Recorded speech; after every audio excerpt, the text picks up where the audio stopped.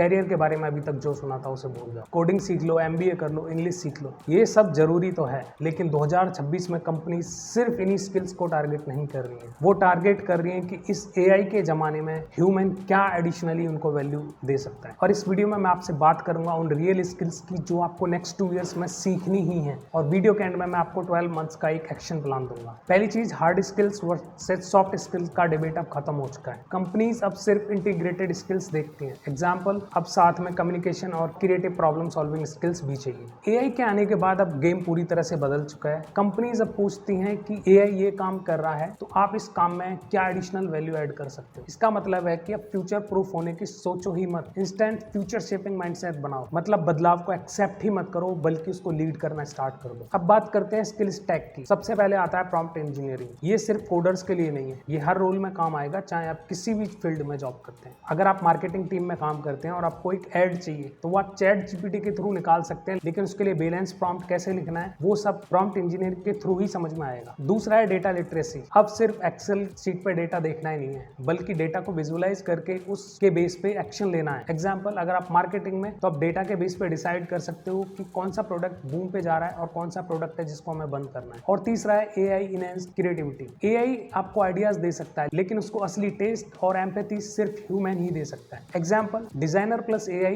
एक तेज आउटपुट मिल सकता है, लेकिन वो ह्यूमन को एक्सेप्ट है या नहीं, या फिर उसकी समझ में आएगा नहीं आएगा, ये डिसाइड एक ह्यूमन ही कर पाएगा। कंपनीज अब यही चाहती है कि AI को अब एक टूल्स की तरह यूज करना है, रिप्लेसमेंट की तरह नहीं। अब तीसरी कैटेगरी आती है हाइब्रिड हसल। आज का आधा काम रिमोट और आधा काम घर पे होता है, और इसके लिए आपको 3 स्किल्स जरूरी हैं। कम्युनिकेशन, मतलब सिर्फ लाइव मीटिंग ही नहीं, बल्कि परफेक्ट ईमेल राइटिंग और परफेक्ट डेटा क्रिएट करना और टाइम जोन की रेस्पेक्ट करना। सेकंड है डिजिटल एम्पैथी, मतलब स्क्रीन के पीछे वाले इंसान को समझना। एग्जाम्पल, ईमेल में कुछ भी हर्ष वर्ड यूज मत करो, बल्कि बैलेंस टोन यूज करो। थर्ड है conflict resolution online. Remote jobs में मिसअंडरस्टैंडिंग होना एक नॉर्मल है, और कंपनीज चाहती हैं कि एम्प्लॉय बिगर ड्रामा किए हुए जो भी कॉन्फ्लिक्ट्स हैं उनको रिजॉल्व करे। अब सबसे बड़ी स्किल्स है अडेप्टेबिलिटी। सीखने से ज्यादा जरूरी है अनलर्निंग, मतलब पुरानी हैबिट्स को छोड़ना। ग्रोथ माइंड एक्सेप्ट करना। AI अब इतना कंटेंट जनरेट करेगा कि ट्रुथ और नॉइस में फर्क करना मुश्किल हो जाएगा। एग्जाम्पल, हेल्थ केयर में AI डायग्नोसिस सजेस्ट करता है, लेकिन उस पर फाइनल डिसीजन डॉक्टर की क्रिटिकल थिंकिंग देती है कि क्या एक्शन लेना है, और ये स्किल्स ही आपको रिप्लेस होने से बचाएगी। अभी मैं बात कर रहा हूँ एक्शन प्लान की फॉर 2026। अब सवाल ये आता है कि इसको सीखे कैसे, तो मैं आपको एक रोड मैप बनाता हूँ। सेल्फ असेसमेंट करो, अपनी करंट स्किल मैप करो, प्रायोरिटाइज लर्निंग, यूडीमी,